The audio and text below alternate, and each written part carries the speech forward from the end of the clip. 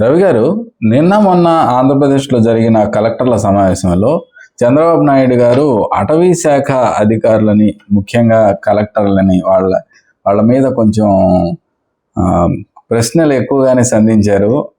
అదే టైంకి మంత్రి గారు పవన్ కళ్యాణ్ గారు కూడా అక్కడ లేకపోవడంతో అది ఇంకొంచెం హాట్గా మారింది. ఏంటి సార్, అటవీ శాఖకి ఈ ప్రత్యేకమైన గుర్తింపు కానీ, లేదంటే ఈ ప్రత్యేకమైన సంభాషణ కానీ ఏంటి? గుర్తింపు కంటే మందలింపే ఎక్కువగా జరిగింది నిన్న. అంటే చంద్రబాబు నాయుడు కలెక్టర్ల సమావేశంలో మాట్లాడారు 2 రోజులు. ఆయన చాలా ఎక్కువగా పెడుతుంటారు సమీక్షలు, టార్గెట్లు, ర్యాంకులు. నిన్న మంత్రుల ర్యాంకులు, కలెక్టర్ల ర్యాంకులు కూడా ప్రకటించారు. ఆ మంత్రుల ర్యాంకుల్లో అచ్చెన్నాయుడికి మొదటి ర్యాంకు, హోంమంత్రి అనితకు ఆఖరి ర్యాంకు ఇచ్చారు ఫైల్స్ క్లియరెన్స్ లో. అలాగే ఐఏఎస్లకు కూడా. అయితే ఈ క్రమంలో ఆయన ఐఏఎస్లో ఏమో పెట్టుబడులు ఆకర్షించడంలో వీటిలో చాలా ఎక్కువ క్రియాశీలంగా ప్రోయాక్టివ్గా ఉండాలి. ఎవరో పెద్ద పెద్ద ఎంటర్ప్రీనర్స్ వస్తే మీరేమో సమయం లేదంటే ఎట్లా కుదురుతుంది అని కొంచెం బాగా ఆయన ఒత్తిడికి గురైనట్టు, అధికారుల మీద కూడా ఒత్తిడి చేస్తున్నట్టు స్పష్టంగా సమావేశం కనపడింది. 1-2 సార్లు అదే. అయితే అందులో స్పెషల్ టార్గెట్ అటవీ శాఖ అన్నట్టు కనిపించింది. ఆయన మాట్లాడమండి అన్నప్పుడు ఒక ఆమె అధికారి మాట్లాడుతుంటే మధ్యలో చాలా ప్రశ్నలు వేశారు. అదంతా అయిన తర్వాత అటవీ శాఖ నుంచే ఎందుకు హైయెస్ట్ కంప్లైంట్స్ వస్తున్నాయి. మీరు శ్రీశైలంలో మీరు చేసిన దానికి చాలా సమస్య వచ్చింది, భక్తులకు ఇబ్బంది అయింది. శ్రీశైలంలో భక్తులకే కాదు, ఇదివరకు దేవస్థానం చైర్మన్గా ఉన్న బుడ్డ రాజశేఖర రెడ్డికి ఎమ్మెల్యే కూడా ఇబ్బంది వచ్చిందని ఆయన దాదాపు కొన్ని రోజులు అప్పుడు నడిచింది. చెక్ పోస్ట్ ఆపారని, మళ్ళీ మొన్న కూడా ఆపారు, అది కూడా వచ్చింది. ఇంకా అదే కాకుండా అంతకుముందు కడప జిల్లాలో బ్రహ్మగారి మఠం దగ్గర కూడా భోజనశాల ఒకటి, ముఖ్యంగా బీసీ వర్గాలు వాడేది, దాన్ని అధికారులు కూల్ చేస్తే అది కూడా సమస్య అయింది. అప్పుడు లోకేష్ లోపల కొన్ని చర్యలు తీసుకొని మళ్ళీ దాన్ని చక్కదిద్దే ప్రయత్నం చేశారు అని అన్నారు. చాలాసార్లు పవన్ కళ్యాణ్ పర్యావరణ శాఖ, అటవీ రక్షణ దాంతో తను చొరవ తీసుకుని వాళ్ళతో మాట్లాడి చేస్తూ ఉంటారు. గతసారి కలెక్టర్ల సమావేశంలో, గతసారి కదా అంతకు ముందు అయితే ఆయన తన సహాయకుడైన ఐఏఎస్ను మీరు అడగండి, మీకు ఏమైనా నిధులు కావాలో చెప్పండి, ఇట్లాంటివి అనడం కూడా ప్రత్యక్ష ప్రసారమే వచ్చింది. నిన్న ఆయన రాలేదు. చంద్రబాబు నాయుడు ఏమో టార్గెట్ వీళ్ళు టార్గెట్ ఫారెస్ట్ ఆఫీసర్స్ అన్నట్టుగా ఆయన చాలా మాట్లాడాడు. అంతేకాకుండా పోలీసులను చూసి అయినా నేర్చుకోండి అని ఒక మాట అన్నారు. ఇది కూడా కొంచెం తీవ్రమైన అంశమే. అంటే జనరల్ గా వేరే డిపార్ట్మెంట్ చూసి అన్నారు కదా. అంతకుముందు పవన్ కళ్యాణ్ పోలీస్ శాఖ మీద, హోంశాఖ మీద ఆయన కామెంట్స్ చేస్తున్నారు.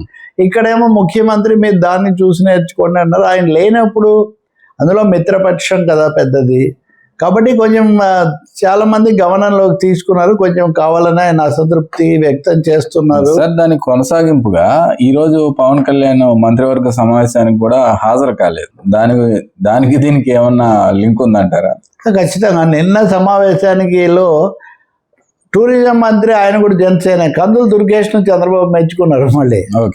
అయితే మీరు అన్నట్టు ఈరోజు మా కేబినెట్ సమావేశం, దీనికి పవన్ కళ్యాణ్ హాజరు కాలేదు. నిన్న హాజరు కాలేదు, ఈరోజు కాలేదు. ఈరోజు నాదెండ్ల మనోహర్ కూడా హాజరు కాలేదు. సాధారణంగా ఆయన లేనప్పుడు ఈయన చేస్తుంటారు. అనిత కూడా హాజరు కాలేదు, హోంమంత్రి. మొత్తం 6 హాజరు కాలేదు. దాంతో కేబినెట్ యొక్క సీరియస్నెస్ కూడా కొంచెం ఇదైంది.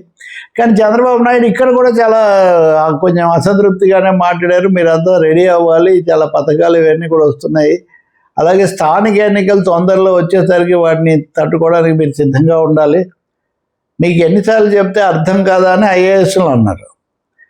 ఎమ్మెల్యేల మీద మేము తెప్పించాము, 40 మంది ఎమ్మెల్యేలు తీరేం బాగాలేదు, ఇందులో 4 తీసేయాల్సిందే, 4 మీద వేటు తప్పదని అంతకుముందు చెప్పారు.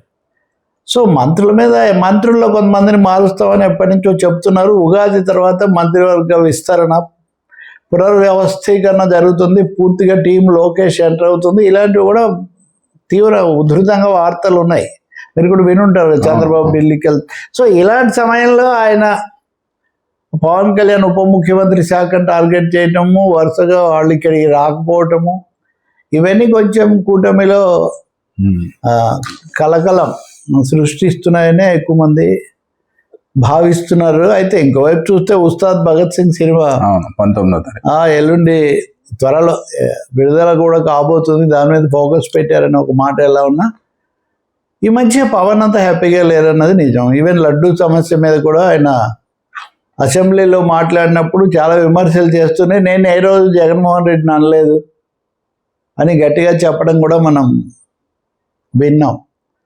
కాబట్టి ఇప్పుడు తూర్పుగోదావరి జిల్లా ముమ్మడివరం అనే దగ్గర ఒక పాస్టర్ పవన్ కళ్యాణ్ మీద కొంచెం హేట్ స్పీచ్ చేశారని వార్తలు వచ్చాయి. అతను అరెస్ట్ చేశారు.